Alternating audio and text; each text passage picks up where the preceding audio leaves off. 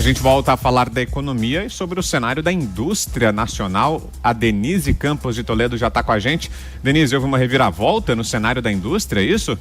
Reviravolta a gente não pode dizer exatamente, Brown, porque a indústria veio patinando no processo de retomada durante todo o ano de 2019, com altos e baixos. A indústria do setor tem tido maior dificuldade para decolar, de fato, para engatar um movimento mais contínuo de recuperação. E os dados do IBGE divulgados hoje, referentes ao mês de novembro, comprovam essa dificuldade. Houve uma queda da produção em relação a outubro de 1,2%. 16 de 26 atividades tiveram queda. Sobre novembro do ano passado, o recuo foi de 1,7%. Aliás, novembro do ano anterior, não é porque nós já estamos agora em 2020. No acumulado do ano até novembro, queda de 1,1%, em 12 meses de 1,3%.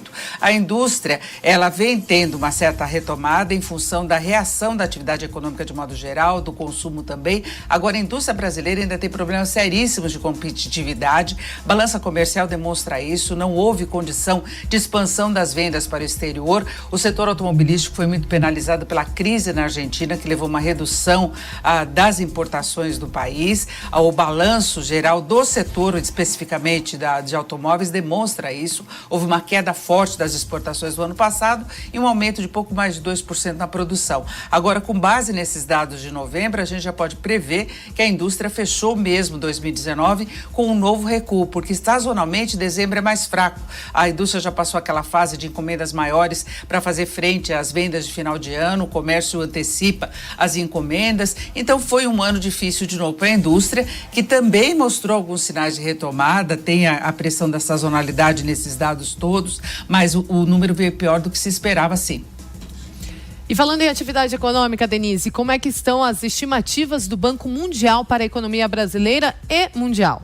Olha, eu acho, Kalina, que o Banco Mundial está meio pessimista, porque ele está um pouco na contramão do que a gente tem visto em relação às projeções. Nós começamos 2020 com uma expectativa muito favorável em relação ao desempenho da economia brasileira e um certo alívio quanto ao que se pode esperar da economia global. E nos dois casos, o Banco Mundial, no relatório que foi divulgado hoje, reduziu as projeções. Em relação ao Brasil, no relatório anterior do mês de junho, o Banco Mundial previa um crescimento da economia neste ano de 2,5%. Agora trabalha com 2%, sendo que internamente se conta com um crescimento que pode avançar mais próximo aí dos 2,5%, porque a economia brasileira, excluindo essa questão da indústria especificamente, mostrou um fôlego maior no fechamento de 2019, que gerou essa expectativa de um embalo mais positivo neste ano. Então se conta assim com um crescimento maior e o Banco Mundial cortou também a projeção de crescimento da economia mundial, contando com o impacto da guerra comercial entre a China e os Estados Unidos, com outros problemas da economia global. Só que nós estamos perto aí de um acordo,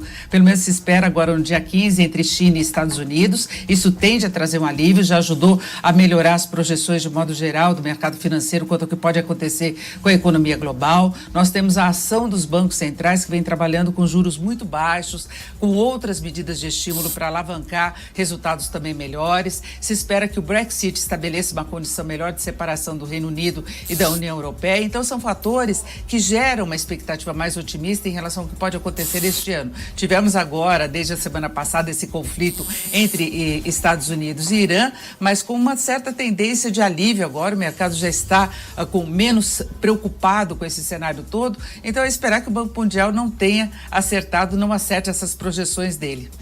Rapidinho, Denise, para fechar, e o mercado financeiro, como é que abre o dia de hoje?